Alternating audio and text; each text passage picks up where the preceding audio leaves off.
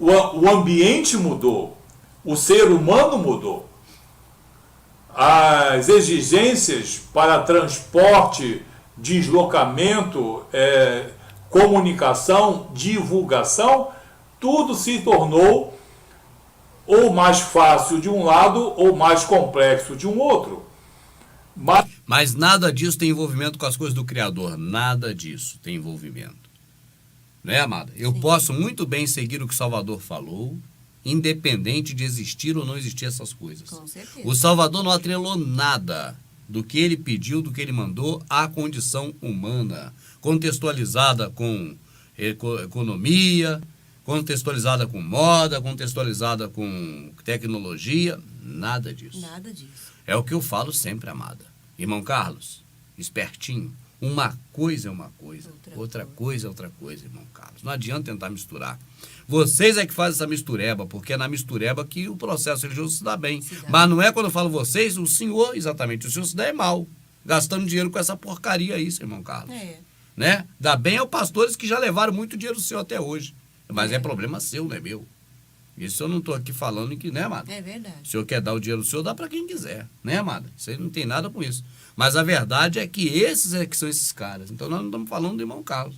Falando desses algozes. Sim. Irmão Carlos é vítima, coitado. E outra coisa, mesmo porque, né, segundo ele estava falando aí, porque tem que ter transporte para se locomover, para anunciar. Claro, anunciar o evangelho de Constantino, isso a gente já não discute. Mas se as pessoas tivessem sido, desde o tempo do Salvador, né, ensinadas, se esses homens de Constantino mesmo, o qual o irmão Carlos segue, né, as práticas dele, a religião dele, não tivesse assassinado as pessoas, os discípulos do Salvador, né, que eram chamados do caminho, as pessoas saberiam hoje como fazer a vontade do Pai, saberia como anunciar o evangelho de boca em boca, isso, não é verdade? Isso. E mesmo que não lesse a escritura, porque dentro de cada ser humano já tem aquela coisa de fazer o bem, exato, né? Do amor do Pai, do amor do Criador. É de saber o que é errado e não praticar. O que é errado e não praticar, o que é certo. Então não precisa de nada disso aí. Isso aí eu acho que é só invencionismo. É o que eu tenho repetido, invencionismo. Imagine que o que Paulo pregou rendesse frutos e não fossem destruídos esses frutos por esses homens do sistema religioso.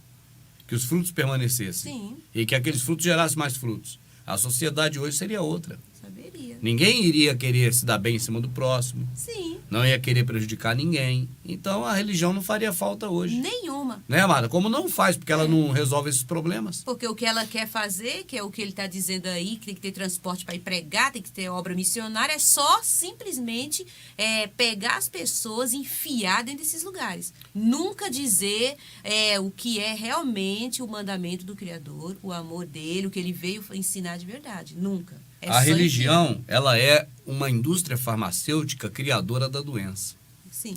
Então elas criam a doença e criam a dependência dela. Agora ela aplica o remédio, que não é remédio, é um veneno. E eles se vangloriam de aplicar o veneno deles. Sim. Como se não fosse eles próprios que tivessem criado a doença. Exatamente. Não é isso, amada? É isso mesmo. Esse é o processo religioso. É isso mesmo. Mas isso não é o que o Salvador ensinou, Paulo ensinou. Isso é o que já se praticava.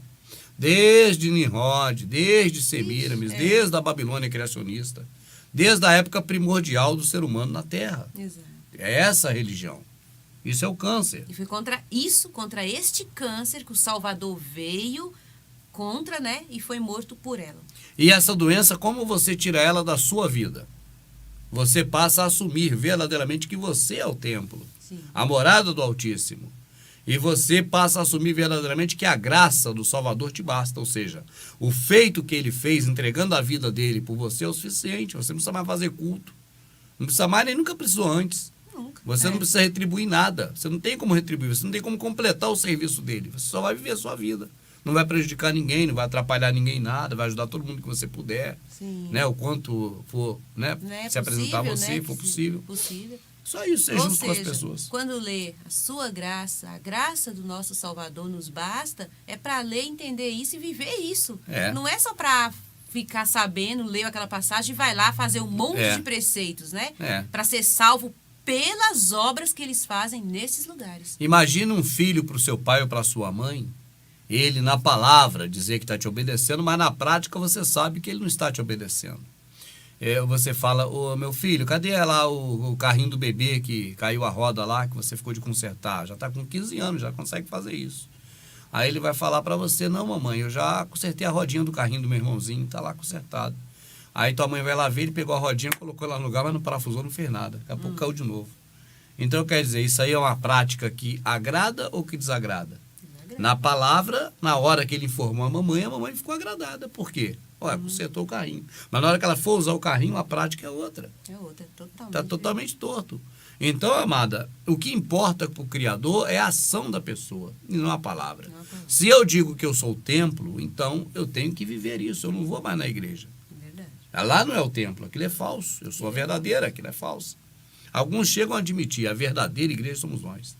Poxa, cara, se você admite que o verdadeiro é esse, por quê? Então tem que reconhecer que o qual está frequentando é falso. Isso é óbvio, é lógica, gente. Eu não Isso a entendo pessoa isso. aplica na vida dela em todos os setores, menos no setor que envolve ela e o Criador. É verdade. Qualquer outra coisa que a pessoa vê que ela tem o verdadeiro e ali está do lado falso, ela pega o verdadeiro. Pega o verdadeiro.